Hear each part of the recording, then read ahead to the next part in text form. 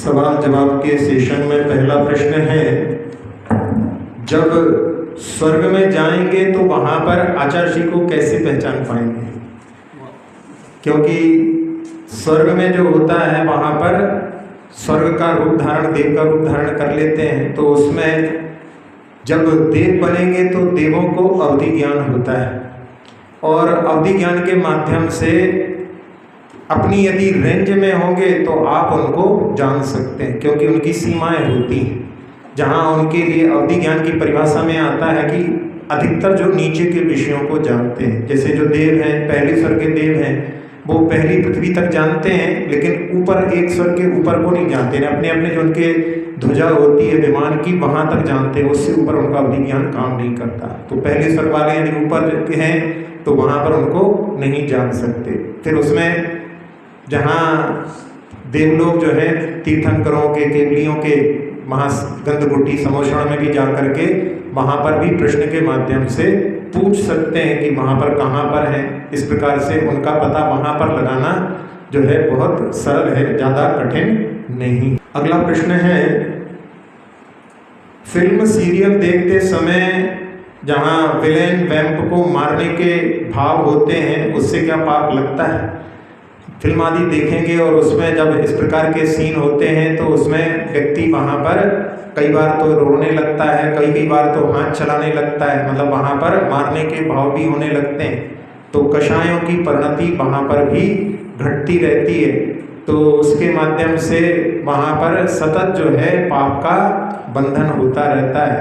इसलिए यदि अपने भावों का अपन समझें कि जिनके माध्यम से कर्मों का आश्रय होता है, तो अपने लिए ऐसी चीज़ों से जिनके माध्यम से अपन बिना फिजूल के पाप का अर्जन कर लेते हैं उससे बच सकते हैं। अच्छा महाराज जी, बहुत मन व्यथित हो रहा है।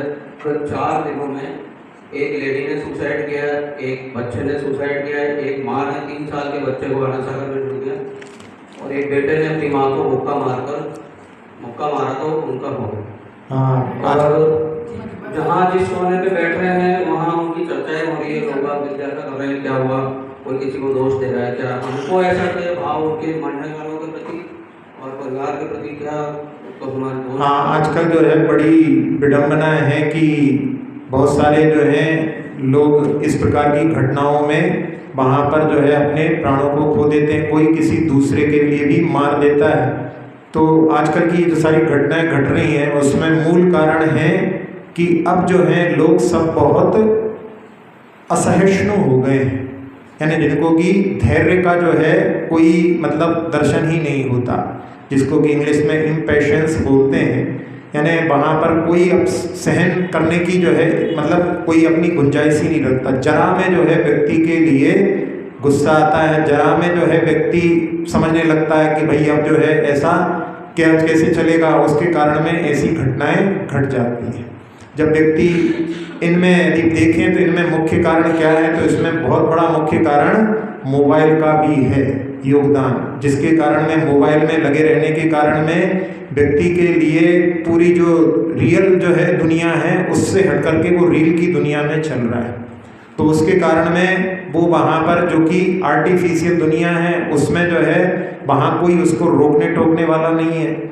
अब जहाँ रियल दुनिया में उसको कोई रोकता टोकता है तो वो वहाँ पर उसमें जो है उसको गुस्सा आता है, और यानी सहन शक्ति के अभाव में बहुत जल्दी जो है ऐसी घटनाएं घट जाती हैं। तो ये जो आपने 4 घटनाएं सुनाई हैं अभी जो घटी हैं, कई जगह पर जो है जहाँ आजकल सोशल मीडिया का ज़माना है, न्यूज़पेपर भी जो है सब लोगों के लिए उपलब्ध हो जाते हैं, तो ऐसी सारी खबरें मिल जाती हैं।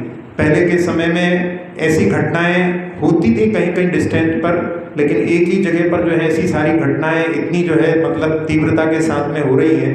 तो ये जो है एक अलार्मिंग सिचुएशन है कि व्यक्ति जो है अपने लिए वहाँ पर अपने जो मानसिक स्थिति है उसके बारे में विचार करे। यदि उसका जो है यदि अपन यहाँ पर काउंसलर आदि के माध्यम से, जहाँ धर्म के गुरुओं के माध्यम से अपना इसमें किस प्रकार से अपने को जीवन जीना चाहिए उस पर विचार करे, तो फिर इसमें कुछ जो है सुधार हो सकता है। तो नहीं तो इसके माध्यम से जहाँ पर जो है जहाँ कोई ट्रैफिक में जहाँ फंस जाते हैं वहाँ पर भी लोग बहुत ज़्यादा जो एकदम बिल्कुल गुस्सा करने लगते हैं। जहाँ कहीं पार्किंग में छोटी सी बात होती है उस पर ही जो है लड़ने मरने को तैयार हो जाते हैं। तो इन्हें छोटी छोटी जगह पर जहाँ देखो वहाँ पर हिंसा का जो है तांडव नृत्य दिखलाई दे रहा है। इसमें जो है सबकी जो है सहनशीलता जो है धीरे धीरे जवाब देती जा रही है। आगे इसमें जैसे भी कहीं यहाँ पे अपने इसमें देख रहे हैं अभी जहाँ जैसे श्रीलंका में पहले हुआ था, फिर बांग्लादेश में हुआ, उसके बाद में अभी नेपाल में हुआ। तो ऐसी जो है जहाँ पर उनके लिए विद्रोह किया जाता है, रोका जाता है, उसमें भी वहाँ पर सोशल मीडिया आदि जो प्लेटफॉर्म थे उनको बंद किया था। उसके कारण में सब लोग बिल्कुल असहिष्णु हो गए, उन्हें सहन ही नहीं कर सकते। तो ऐसी जो है स्थितियों का जो निर्माण हो रहा है उसके लिए बहुत जो है चिंतनीय विषय है सबके लिए, अपने लिए कि अपन जो है उनके माध्यम से सीख लेकर के अपने लिए भी अपन कुछ समय जो है उस मोबाइल आदि को जो है थोड़ी देर बिल्कुल पूरा बंद करके, क्योंकि उसकी ऐसी आदत पड़ गई है कि 1 मिनट भी जो है अपन उसके बिना रहते नहीं है। जैसे मोबाइल खो जाए यदि कहीं पर इन्हें मिले नहीं तो उसमें जो है व्यक्ति के चेहरे पर एकदम बिल्कुल ऐसा कि जैसे कि उसके प्राण किसी ने ले लिए हैं, ऐसी स्थिति का निर्माण हो रहा है। उसमें अपने लिए इसके लिए थोड़ा समय जो है ध्यान के लिए और इससे जो है अलग रह करके जो है ई फास्ट बोलते हैं, जैसे लोग उपवास करते हैं, ऐसे ही थोड़ी देर के लिए अपने लिए प्रतिदिन समय निकाल करके जो है यदि अपन विचार करें तो इस पर अपन थोड़ा बहुत नियंत्रण कर सकते हैं। स्वयं को सबको अपना अपना जो है इसमें नियंत्रण करने का प्रयास करना चाहिए। अगला प्रश्न है, इंद्र आदि आपस में कब मिलते हैं? इंद्र आदि जो रहते हैं अपने अपने जो विमानों के जो अपने अपने जो स्वर्गों के इंद्र होते हैं उनका जो है आपस में मिलना या तो पंच कल्याणक में होता है या जहाँ पैसे जो है तीर्थंकर तो कम होते हैं लेकिन मोक्ष जाने वाले तो बहुत सारे होते हैं। 6 महीने 8 समय में 608 जीव मोक्ष जाते हैं। तो उनके मोक्ष कल्याणक में भी वो केवल ज्ञान कल्याणक में मोक्ष कल्याणक में भी आते हैं। तो उस समय में उनका आपस में मिलना होता है। और जहाँ नंदीश्वर पर्व जो 3 बार आता है अष्टानिका, उसमें भी वो आपस में मिलते हैं। इसके अलावा जो है उनका अपने अपने जो है क्षेत्र हैं वहाँ पर ही वो रह करके अपने अपने कार्यों में मशगूल रहते हैं। अगला प्रश्न है, परीक्षा में यदि कोई पूछता है और यदि उसको नहीं बतलाते हैं तो क्या वो निन्नव आदि की कोटि में आता है? निन्नव यानी जहाँ पर कोई छिपाते हैं अपन किसी चीज़ को, किसी से नहीं बताते हैं, जहाँ मात्सर्य भी होता है जो अपने से आगे निकल जाएगा ऐसे भाव से किसी को नहीं बताते हैं।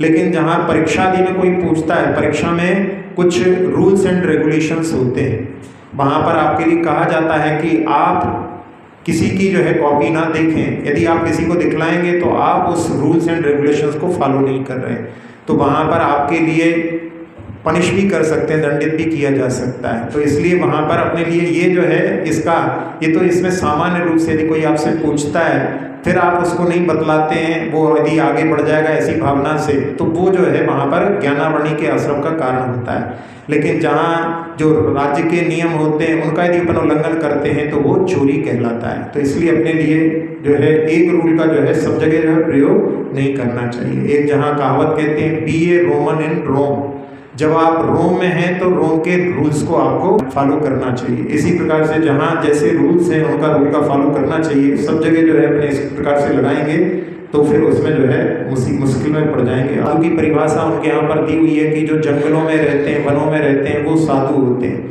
तो ऐसी जो है परिभाषाओं के बनाएंगे तो जो अभी साधु हैं, जबकि 9वीं 8वीं शताब्दी से सभी साधु जो हैं जहाँ चैत्यवासी कर रहे हैं। और ऐसा केवल ऐसा ही नहीं है कि यानी इस समय में जो है यहाँ पर अपने इसमें मंदिरों में निवास करने वाले या धर्मशालाओं में रहने वाले हैं। रविशरण आचार्य महाराज ने पद्म पुराण में लिखा है कि उस समय में चारण निधिधारी मुनिराज जब जिस समय में अयोध्या में आते हैं, उनका चतुर्मास हो रहा था मथुरा में, लेकिन वो निधिधारी मुनिराज जिनका चतुर्मास में सब जगह आते जाते हैं क्योंकि उनके माध्यम से हिंसा नहीं होती, तो जब वो अयोध्या में पहुंचते हैं तो एक सेठ उनको देख करके कि ये मुनिराज तो अपन ने देखे नहीं है, चतुर्मास में भ्रमण कर रहे हैं, इसका मतलब सच्चे साधु नहीं है।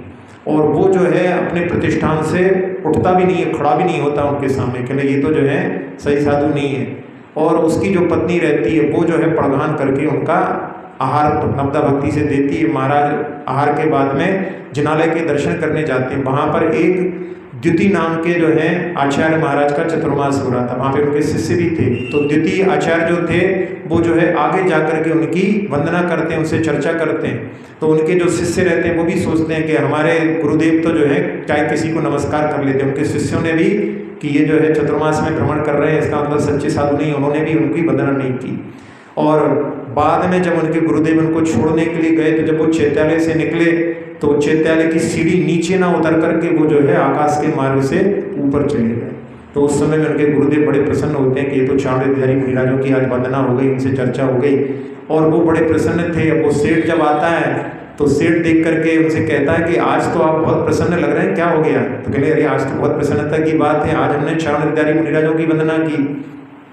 तो उसमें वो जो है उनके शिष्य भी जो है बाद में पश्चाताप करते हैं, वो भी कहते हैं कि हाँ आज हमने भी जो है उनकी वंदना नहीं की। वो सेठ भी कहता है कि अरे मेरे बिल्कुल सामने से निकले थे और मैं अहंकार के कारण में कि गलत समझ करके उनको मैंने नमस्कार भी नहीं किया, उठा भी नहीं, तो मेरे जैसा जो है पापी नहीं। फिर उसके बाद में वो वहाँ पर कि मैं उनके दर्शन करने चतुर्मास तक तो यही हूँ, उसके बाद में उनके दर्शन करने जाऊँगा, ऐसा जब तक नहीं करूँगा तब तक मेरा प्रायश्चित नहीं होगा। तो ऐसा जो वर्णन प्रथमानियों के ग्रंथों में आता है उसके माध्यम से केवल जो है जंगलों में ही रहने वाले हमेशा साधु होते हैं ऐसा वर्णन नहीं, अपनी अपनी सामर्थ्य के अनुसार जिनकी जैसी सामर्थ्य होती है उस प्रकार से रहते हैं। महाराज जी जैसे बहुत लोग डेली भक्तामर स्तोत्र का विधान करते हैं, तो अगर जब विधान करते हैं तो वो भक्तामर स्तोत्र पढ़ने का फल भी मिल जाता है, या फिर विधान करना ज़्यादा श्रेष्ठ है या केवल पढ़ना ज़्यादा श्रेष्ठ है उसे? अब लोगों की जो है पूजा करने में कई लोग जो है शांति विधान भी करते हैं, वो विधान भी करते हैं। तो जहाँ द्रव्य का आलम्बन लेते हैं तो उसमें एकाग्रता जो है अपनी, मतलब कई लोगों के लिए जो है केवल पाठ करते हैं तो उनमें संतुष्टि नहीं होती है, जबकि जो है पूजा से करोड़ गुणा जो है स्तोत्र को बदला है, क्योंकि स्तोत्र में अपनी दृष्टि भगवान की ओर रहती है। अपन जो है द्रव्य का भी आलम्बन उसमें ना लें तो भी जो है उसका जो है पढ़ने का कोटि गुणम स्तोत्र कहा है उसके लिए।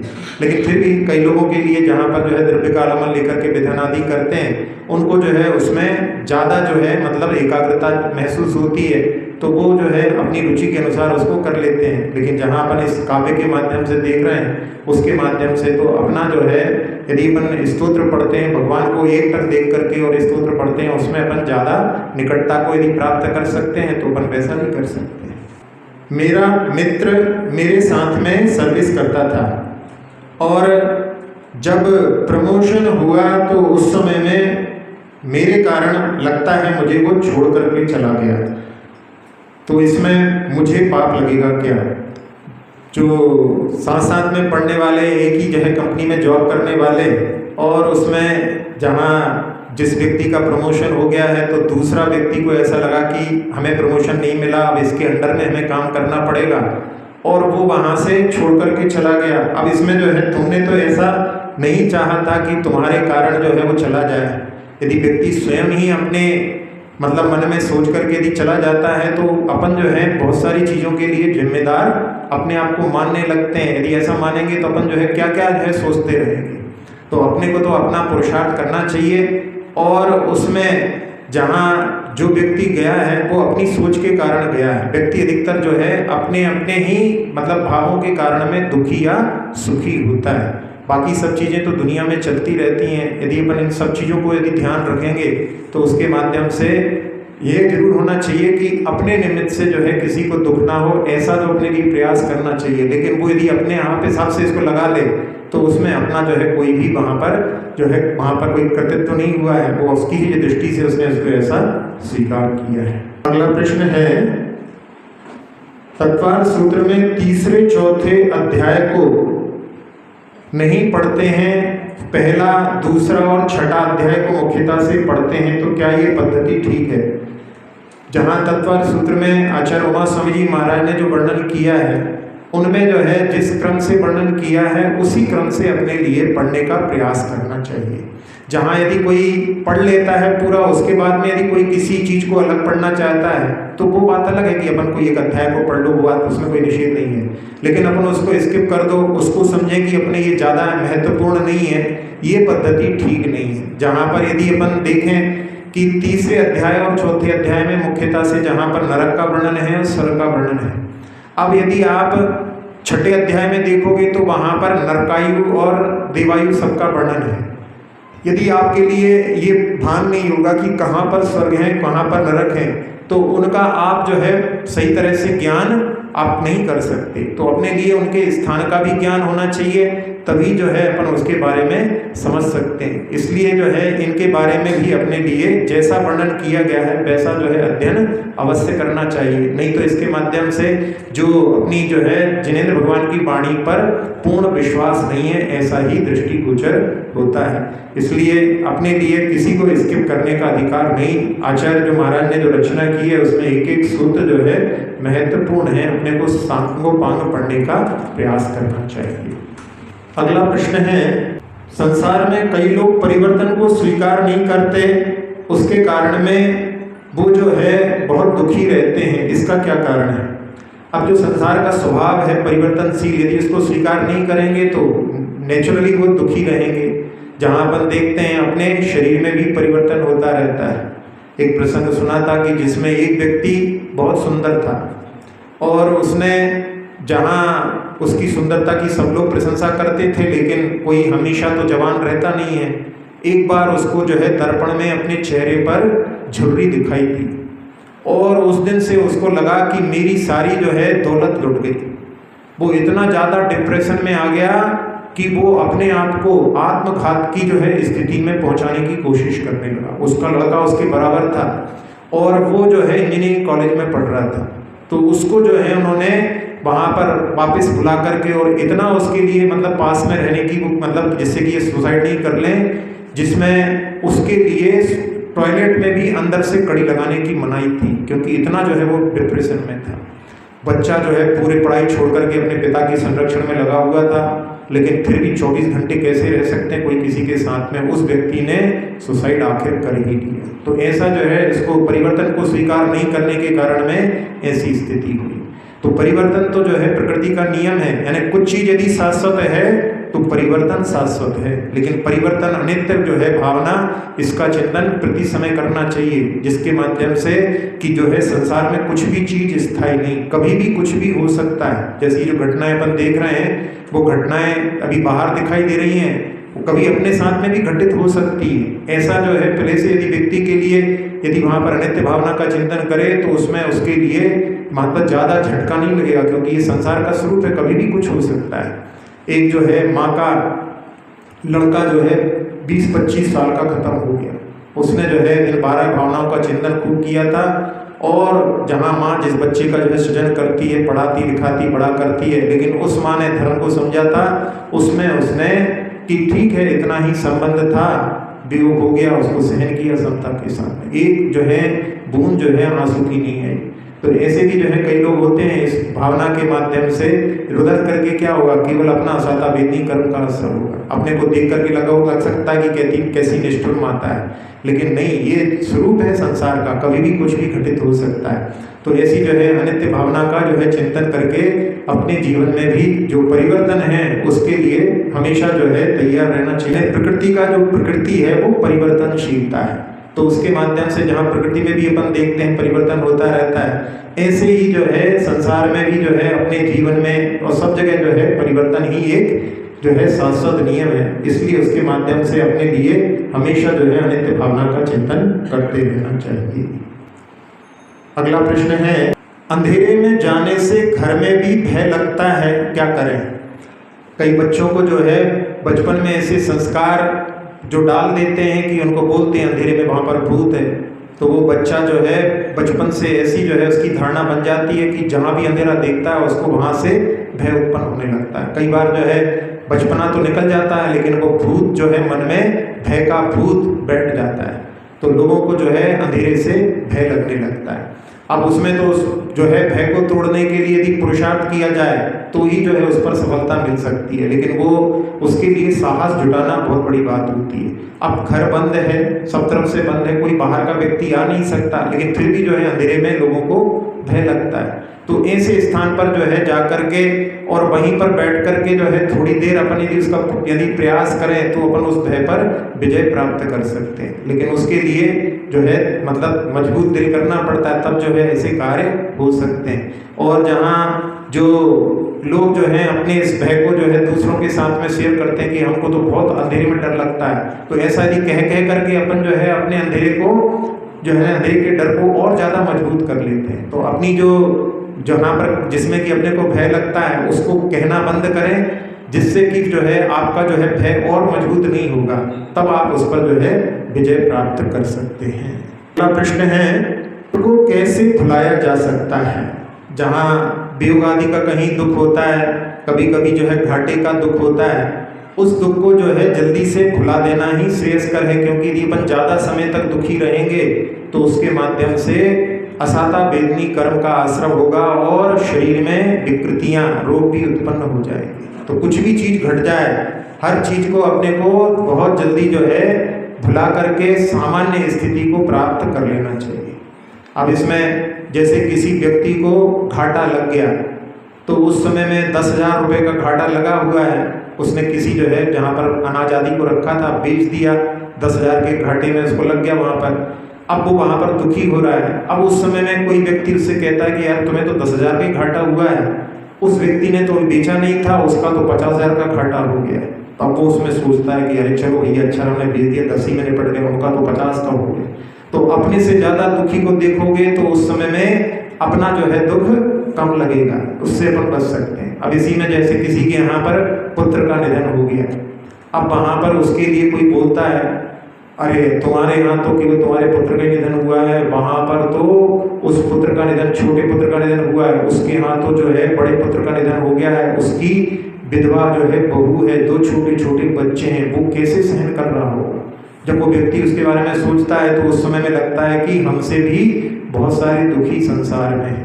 इसलिए वो यहाँ पर एक फिल्मी गाना है कि दुनिया में कितना गम है, मेरा गम कितना कम है, लोगों का गम देखा तो मैं अपना गम भूल गया। तो इसके माध्यम से दुनिया पर अपन यदि अपाय विषय धर्म ध्यान पर दृष्टि दो तो उसमें संसार के दुखों के बारे में कि इनका दुख दूर हो, ऐसी भावना से यदि अपन देखते हैं तो उसके माध्यम से अपने बारे में अपनी दृष्टि नहीं जाने से अपन उस दुख से ऊपर उठ जाते हैं। इसीलिए जो बोलते हैं उसमें कि सुखी रहें सब जीव जगत के, कोई कभी ना घबरावे। इस भावना में जो है बहुत जो है अपन देखो दुनिया में कितने कितने लोग हैं। हॉस्पिटल पे नजर डालो आप, जहाँ कहीं जो है बाढ़ आ रही है, कहीं भूकंप में है, कहीं ऐसे जो है किसी एक्सीडेंट में लोग कैसे जो है घायल हो जाते हैं, कितनी लोगों की तो मृत्यु हो जाती है। तो उनकी ओर यदि अपनी दृष्टि ले जाओगे आप तो आपके शरीर की पीड़ा भी आपको महसूस नहीं होगी, और उनकी पीड़ा दूर होने की भावना है तो वो धर्म ध्यान है। और यदि अपन सोचें कि हमारी पीड़ा दूर हो जाए तो वो आर्त ध्यान है। उसके माध्यम से अपना जो है कभी भी रोग ठीक नहीं होगा, अपना जो है रोग वृद्धि को ही प्राप्त होगा। तो आर्त ध्यान छोड़ करके धर्म ध्यान करने के लिए अपने को अपनी दृष्टि, दुखी जो है व्यक्ति को अपनी दृष्टि हमेशा दूसरों की ओर ले जाओ। अपने से ज़्यादा दुखी को देखोगे तो उसके माध्यम से अपना दुख जो है उस समय में अपन भूल जाएंगे, और अपने दुख को भूल जाना ही सबसे श्रेयस्कर है। स्वामी महाराज जी जैसे हम ऐसा होता है कि पूजा में बहुत ज़्यादा झूठ बोलते हैं। जैसे जब नैवेद्य का वर्णन आता है तो पूजा में तो पढ़ते हैं नारंगी केला आम दाढ़ी लाया और चढ़ाते सिर्फ वाइट चिटके, तो वो चिटिंग नहीं हो गई भगवान से? नहीं, ऐसा नहीं। ये जो है यहाँ पर उनमें अपन ने उसमें स्थापना की है कि ये जो है नैवेद्य का रूपक है। तो ये जो है सब चीज़ों की इनके बारे में वर्णन जो चल रहा है उसके माध्यम से, जहाँ पर अपन देखो कि आचार्य अमृतचंद जी ने जहाँ पुरुषार्थ सिद्धि उपाय में लिखा है कि वो प्रासुक द्रव्यों से पूजन करें व्रती लोग जो है पर्व के दिनों में। ऐसा वर्णन जो है सदाशिवदास जी ने भी लिखा है कि कई लोग जो है इस प्रकार से पूजा करते हैं, कई लोग इस प्रकार से पूजा करते हैं। तो पूजा की सारी पद्धतियाँ बनाई हुई हैं, उसमें जिसको जिसमें जो है जैसा लगता है वैसी पूजा करते हैं। कई लोग जो है फलादि भी चढ़ाते हैं। आप लोगों ने इसके माध्यम से कि अपन ने ये नैवेद्य है इसका आलम्बन लेकर के अपने मन को लगाने के लिए, क्योंकि श्रावक का मन चंचल होता है, जरा से में देर में इधर से उधर पहुंच जाता है, तो उसका आलम्बन लेकर के अपन पूजा कर रहे हैं तो उसमें जो है कोई बाधा नहीं है। तो जहाँ पूजा की पद्धति को लेकर के यदि अपन इस प्रकार से विचार करेंगे तो वो जो है समीचीन मार्ग नहीं है। हाँ, जो लोग इस प्रकार से जहाँ पर उनके करते हैं, फलादी चढ़ाते हैं, वो उन्हीं की पद्धति है। और कई बार जो है उनको देख करके लोग सोचते हैं कि ये गलत कर रहे हैं, तो ये भी ठीक नहीं। आगम में दोनों का वर्णन है। जो जैसा करता है उसमें जो है दूसरे के प्रति दोषों को ना देख करके भगवान को देखें और भगवान की भक्ति करने का भाव मुख्यता से रखें। द्रव्य का तो केवल आलम्बन है, उन आलम्बन के माध्यम से अपने भाव की विशुद्धि बढ़ाने का प्रयास करना चाहिए। चलिए अब अपन ध्यान करते हैं।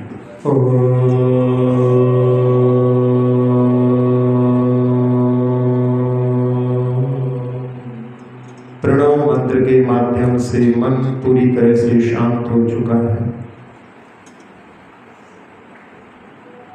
अपने मन को ले चलें। इतने पूर्व में तीसरे काल में जब भरत और बाहुबली के बीच में युद्ध होने की स्थिति निर्मित हो गई थी, सारे लोग घबरा रहे थे और उन्होंने एक मार्ग निकाला कि सेना क्यों लड़े, निरपराधी क्यों मारे जाएं, आपस में ही आप लोग युद्ध करके और सारी जो है जनता को अभिधान प्रदान करें। और हुंडाल सर्पणी का प्रभाव कि जिसमें चक्रवर्ती की भी हार हो गई और चक्ररत्न उन्होंने चला दिया और अपने परिवार के ऊपर नहीं चलता, तो वो देख करके जहाँ बाहुबली इस दृश्य को देख करके उनके मन में वैराग्य के भाव मड़ा गए कि व्यक्ति जो है अपनी सत्ता के लिए कुछ भी कर सकता है। और उन्होंने सब कुछ छोड़ करके और दीक्षा धारण करके तपस्या करने के लिए चले गए। जिन्होंने 1 वर्ष तक एक स्थान पर होकर के तपस्या किया, ऐसे बाहुबली भगवान बने आगे चल करके। 1 साल बाद उनको केवल ज्ञान हुआ। और जो भरत थे उस समय में जहाँ पर उनके लिए पता पड़ता है कि अभी भरत के लिए, बाहुबली के लिए केवल ज्ञान नहीं हुआ है, उसमें कारण मैं हो सकता हूँ, तो वो जा कर के उनकी आराधना करते हैं। और उस समय में कई बार ऐसा भी जो है पढ़ने में आ जाता है कि उनको शल्य थी। शल्य जो है महाव्रतियों को नहीं होती। वो तो उनके मन में खेद जरूर था कि मेरे कारण जो है भरत के लिए पीड़ा हुई है। और जब उनके मन में वो पीड़ा जो है दूर हो गई तो उनको केवल ज्ञान हो गया। तो ऐसे जो है जितने भी महापुरुष हैं उन सब की ऊर्जा का आह्वान करने के लिए हम का नाद करते हैं।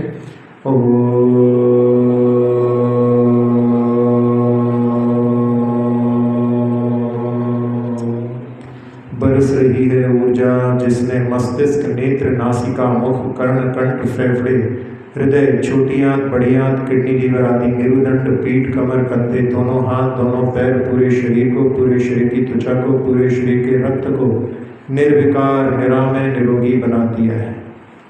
जैसा लाभ अपन ने प्राप्त किया सबको मिले इस भावना से, पूरे लोक में उस भावना को फैलें कि सारे संसार में जो हिंसा का तांडव चल रहा है वो शांत हो। सब जीव अपने अपने कल्याण के लिए जियो और जीने दो की भावना से भरें। सुखी रहे सब जीव जगत के, कोई कभी न घबरावे। सुखी रहे सब जीव जगत के, कोई कभी न घबरावे। सुखी रहे सब जीव जगत के, कोई कभी न घबरावे। पूरे संसार में शांति का वातावरण। पंच परमेश जी को नमन करते हुए विराम। अक्षर पद मात्रा से दूषित वचन अगर ममहीन रहे,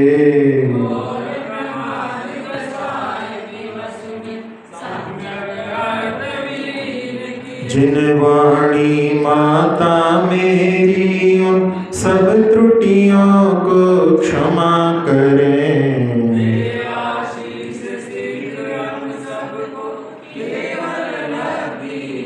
प्राप्त हमें हो बोधि समाधि, परिणामों की शुद्धि हो।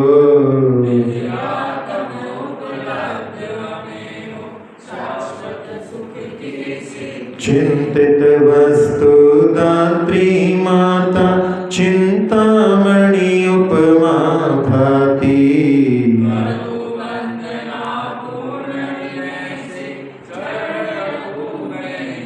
कर जनवाणी स्तुति तन की ममता टा